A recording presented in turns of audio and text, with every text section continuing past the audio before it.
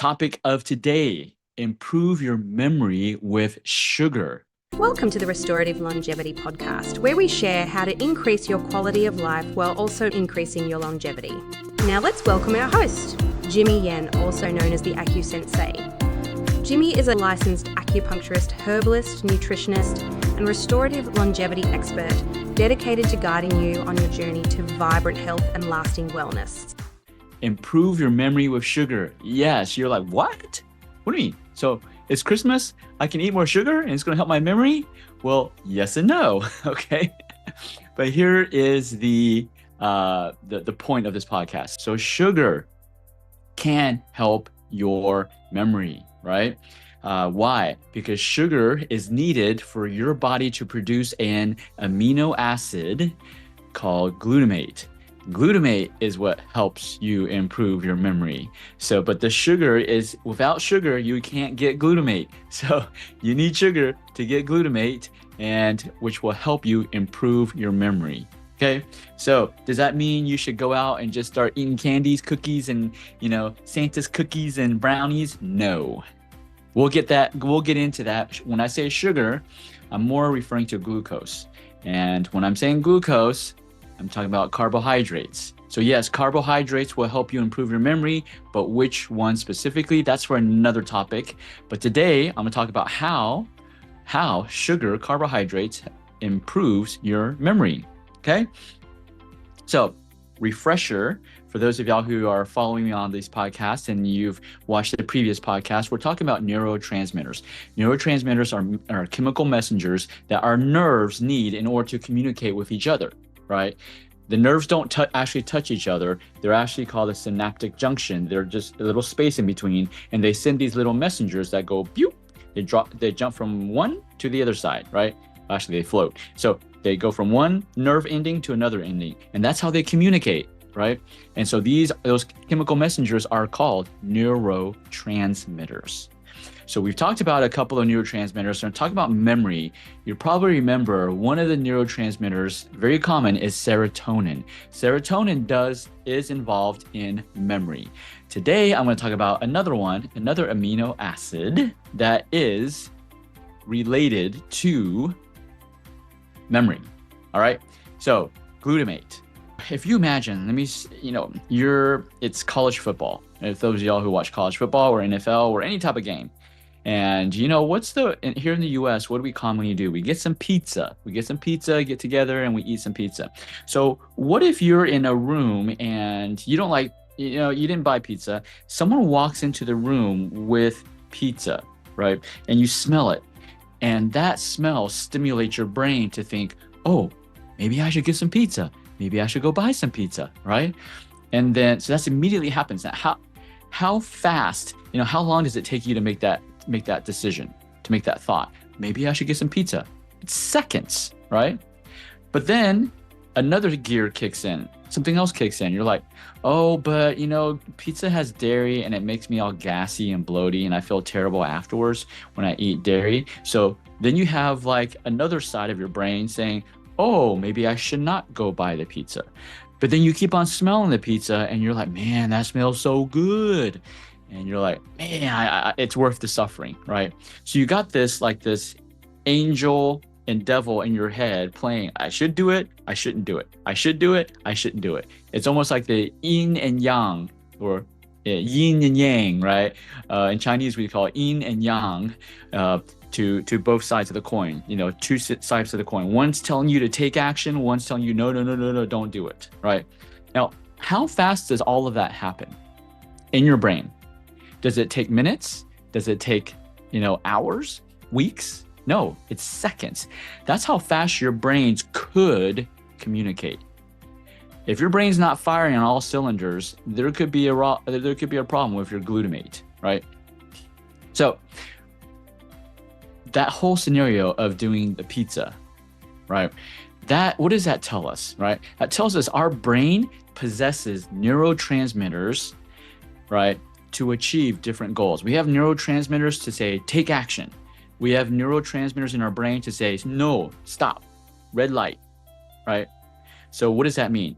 In technical, in Western, and I would say in physiology terms, anatomy and physiology terms, you're talking about the word excitatory and inhibitory.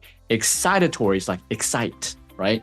You smell that pizza and you're like, oh, I want to go buy it. I want to go buy it. I'm like the Cookie Monster. I want those cookies. I smell those fresh baked cookies. That's excitatory. So you have neurotransmitters in your brain telling you, oh, I need to go buy those cookies. Those are excitatory. Then you have those ones that say, no, but I don't want to gain 20 pounds over Christmas. Those are inhibitory. They tell you, no, right? So you have excitatory neurotransmitters that push you into action. So anytime you're like, you never feel like you're just like, suddenly you're just like ready to go to action, right? Well, that's excitatory neurotransmitters. That's your nerves communicating with each other and say, hey, get off your butt. Let's get going, right? Then you have the opposite, excitatory, inhibitory. They basically make the signal transmission less likely. They stop the transmission. They're like, no, I don't want to go. Don't go exercise. I want to sit on my ass. I want to sit on the couch and get fat, right? So you have that and excitatory. So it's the yin and yang, right? So glutamate is one of the main excitatory neurotransmitter. Glutamate is one of the most excitatory. It's the main excitatory neurotransmitter in our body, in our entire nervous system from head to toe, right? And how important is it? 90% of all of our brain synapses, they are primed to release glutamate. So your brain, so let's think about that. 90% of the synapses are the junction in between your nerve cells. They communicate through this synaptic junction. These synapses, these areas right here, 90% of them, they're ready to release glutamate, which means they're ready to send you into action. So our bodies were made to take action, right? I'm gonna jump off just a little tangent. That's why it's important for you to be active. Sitting on a desk all day and sitting on your couch all day is like, post-COVID, most people, many people started working from home, and that means they sat all day. They sat at home in their chair in front of their computer. That is the reason why health has deteriorated. Health has gone down post-COVID. Yes, the virus and all that, all that scandal and all that stuff, that contributed to it. But another thing contributed to it was the lifestyle. Everybody had a sedentary lifestyle. Everybody became more sedentary. We sat down more and staring in front of a computer, because now we don't have to walk into another room to do a meeting. Now we just hop on from one Zoom to the other. We're just clicking. We're not really getting up. That is the worst. Sitting is one of the worst things for your health. Right. And from a chemical perspective, what our bodies were built, 90% of these synapses are ready to release glutamate, which means our bodies were made to move and take action. Right.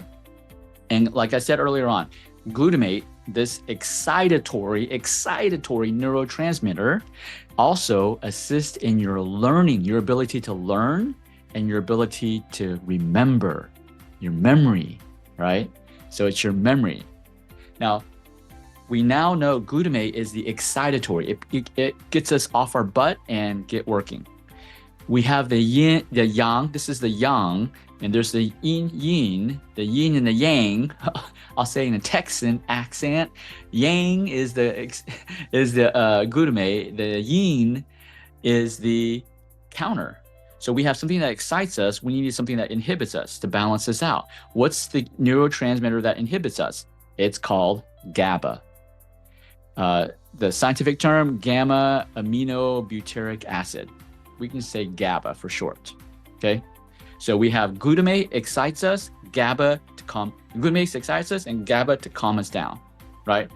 To make us lazy. Not really. Basically not to take uncalculated risk and stupid action, right? So, but here's a catch. GABA is made from glutamate. Yes. So our bodies use glutamate to produce GABA. So it's like a balance system, a check and balance system, right? So it's like the alter ego. So GABA is also the major inhibitory transmitter in our brain. It keeps us from making stupid decisions, right? So there is a theory called the theory of Hebb. Theory of Hebb says the connection between two or more neurons are strengthened or weakened depending on how those neurons are activated in tandem, right? So basically, this is a theory. Let me just say the theory and then I'll come back to what a theory means. So the theory of Hebb is neurons, so nerves that fire together, wire together. So if they fire together and send the same message, then they tend to be wired together. It's kind of like, when you find your spouse, right? You find a husband and a wife. When you find a husband and wife, you're like, the reason why you get together is because you have a lot of similarities in the sense of hopefully you agree with you live by the same core values. You live by the same values. So if you live by the same values, you're firing together, you're making decisions together, then you're wired together, right? You stay together. When when a husband and wife, when their values do no longer align, that's when there's divorce. That's when things separate, because your values align. Are misaligned. So our nerves are exactly the same. If our nerves are aligned in values where they fire together, they will stay together. They will wire together. And the opposite, neurons that fire out of sync lose their link. Neurons that fire out of sync lose their link. So if you're firing, your husband or wife is firing this way, you're firing this way, guess what? You're not going to be in sync. And that's going to lead to conflict, chaos, and eventually divorce. That's why divorce rates are super above 50% here in the US. I don't know where it is else in the world, but here in the US, there's a high divorce rate because people are marrying for the wrong reasons, and they're firing out of sync. Okay, so neurons are similar. Now, coming back to this is called the theory of Hebb. A theory means it is just a theory. A theory means it's not proven. It's not proven 100% to be a fact. It is a theory. Someone thought, oh, it's an idea. Oh, this makes sense. Oh, if this does this, then this makes sense, right? But it doesn't necessarily mean it's a fact. Now, I'm telling you this theory because that's what is the theory in current neuroscience. Science does not know everything. That's why they still function. Science still functions out of theories. A lot of things are theories, but here's the thing, the scientific and maybe the medical profession, they tend to say these theories as facts, and that misleads the public. Now, the public, who didn't go to medical school, who didn't go get training in medicine or any type of health related, you are led to believe that all of these scientific theories are facts, but they're not. So when someone tells you, oh, where's the scientific proof? That just means there's one data point. That doesn't mean what they say is 100% accurate. Okay, I can give you a theory and I can create a research study that can prove my theory, right? I can manipulate the research to prove my theory is accurate. So for those of y'all who, want to be naysayers and say, hey, I only believe in science. Well, science doesn't know everything. So what are you believing in? You're believing in theories. You're believing in another person's theories, right? Not saying that's right or wrong, but I just want to give you the data, right? So theories. Now, this theory makes sense to me. So I believe in it. Do I know it's 100% fact? No, I don't. But I believe in it. Because why? It makes sense to me, right? It makes sense to me in a logical way. Hey, things that fire together are going to wire together. If a theory doesn't make sense to me, I'm going to not believe in it. I don't care if it was devised in a Harvard scientist, right? So, but I get off point. Let's come back. So this theory of Hebb is based on the process is called long-term potentiation, LTP, long-term potentiation. So what does that mean? This is basically how you formulate your memories. Long-term potentiation, long-term. If they wire together, guess what? There's a potential for something to happen, right? Now, all of this is stimulated by glutamate. the neurotransmitter. And actually, it's in there's a different version of glutamate. It's called NMDA, N-methyl D-aspartate, right? NMDA. So NMDA is just a form of glutamate, okay, the neurotransmitter. So NMDA possesses its own specific receptors in the memory centers of the brain. This is how glutamate helps your memory. See, I'm getting into the details now, the scientific part, okay? So NMDA, in your brain, in the memory part of your brain, there are specific receptors for this version of glutamate called NMDA, okay? Nancy, Mary, David, Alice, NMDA, okay? These receptors act as gates, and they're usually locked. So your memory center, these receptors on your memory, so the memory part of your brain, there's gates. These gates are usually locked. And the key to open up those gates, guess what it is? It is this version of glutamate, NMDA, okay? In this form, it can unlock those. So when it unlocks those, so it unlocks the doors to your memory, guess what? Now the doors are wide open, and every information you memorize, you read, it just keeps on flowing into your memory center, and you can remember it. Making sense now?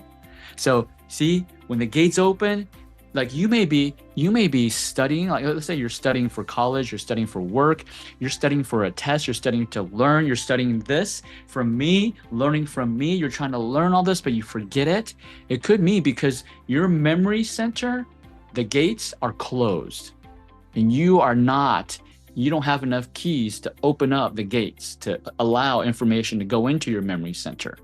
The keys are called glutamate in the form of NMDA, okay? So you need these keys in order for information to learn, to get into your brain. So now here's the thing. If over time, this frequently happens, the longer the gates are wide open, the doors are wide open, right? What happens? This is called synaptic plasticity. You build these new nerve pathways, what does it result in? Memory formation. So now, if these doors are kept wide open a lot of the, many times, many hours, you're going to get tons of information. You're going to be freaking Einstein, okay? And maybe you had memory that was poor before, but synaptic plasticity, our neurons can create new connections in our brain, regardless of how old you are, right? Does it grow? Does those connections grow faster when you're younger? Yes. And does it slow down when you grow older? Yes. But here's the good news. Doesn't matter how old you are, you can create new connections between your nerves. It's called neuroplasticity. That's when people say neuroplasticity. Okay? So let me summarize everything that I've just said. Glutamate, the excitatory neurotransmitter, it initiates action. It also, produces GABA, which helps you to refrain from action, from doing something. And glutamate can also help you form long-term memories. Okay? And so where do you get glutamate or glutamic acid? Well, it is a non-essential amino acid. Glutamic acid is a non-essential amino acid. Remember what non-essential means? Non-essential means your body produces it. So how does your body produce it? Now I'm coming back to where I started. It produces it from glucose, sugar. See? So that's why I said sugar can help you increase your memory, right? So glutamate, this amino acid neurotransmitter, is formed when your body breaks down glucose, called metabolism. So when your body breaks down glucose, it's generating ATP, energy. At the same time, it's also generating glutamate, which is an excitatory, right? So now let me give you an example. When you give your kids, for those of y'all who have kids, or maybe you have nieces and nephews, right? If you give them if you get them tons of candy, or you give them a Coke, right? Lots of sugar, what happens to them, right? If you don't know, next time, go observe. When your nieces and nephews, your kids, your grandkids, they eat a lot of sugar, what happens to them, right? They go crazy. They're like going bonkers all over the place, right? Because all that sugar causes your body to produce glutamate, which is an excitatory, right? That's why they're going crazy. They're going bonkers everywhere, right? But at the same time, their sugar turns into glutamate, makes them go bonkers, and then what happens next? They get tired and they fall asleep, right? Because glutamate also produces GABA. Remember, GABA calms them down, right? Does that make sense? So our mental activities, our memory is highly dependent upon our dietary choices, right? And specifically our intake of carbohydrates. So when you think about carbohydrates, I'm gonna do another podcast about carbohydrates and what to do, what to eat. I am not telling you to go out and eat candy and eat sugar to improve your memory. That is not what happens, okay? That's not what I'm telling you to do. There are healthy ways to get the glucose, the sugar, healthy ways to get it without having a side effect. Because if you just eat plain sugar, there's many side effects. Many side effects to eating the candy, the white bread, white noodle, white potato, any of the white stuff, white sugar, right? Any of those white stuff, there's downsides. The downsides, the negatives outweigh the positives, right? The downsides, right? It causes inflammation. It makes your arteries, inside your arteries, sticky, right? It clogs them up, all right? So that's not what I'm telling you to do. I'm not telling you to go eat those simple carbs. We're gonna talk about complex carbs, right? That's where you wanna get your sugar from. But that's for another topic. Just wanted to go share today how do we form our long-term memories, right? Actually, even short-term memory. How do we remember stuff? How do we keep our memory? How do we improve our memory? We want to increase our glutamate. Now, I'm not telling you to go out and get some supplements of glutamate.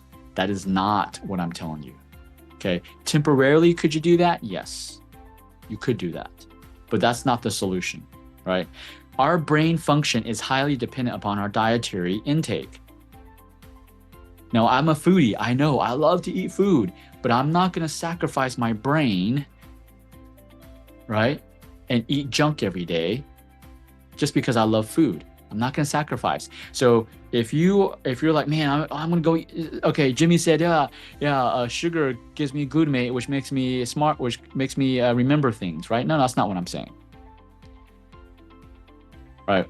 So the source of your sugar matters.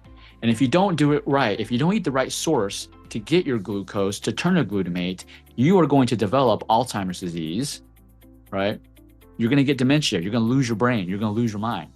Not only are you going to lose your memory, you're going to lose your brain, right? So pay attention to the details of these podcasts. All right, guys.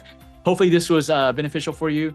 Thank you those that joined. Dolores, thank you. Merry Christmas. Happy holidays for those of y'all who celebrate. Be grateful. I like to say the holidays are just be grateful. Whether you celebrate Christmas or not, that's not the point. The point is that you are grateful. And if you're a believer like me, celebrate Jesus's, birth and, through spending time with the body of Christ and spending time with your families. That's what celebration is all about. All right, guys, I will see you at the next week. Same time, same channel, right? Sundays, 8:30 Central Standard Time. Peace.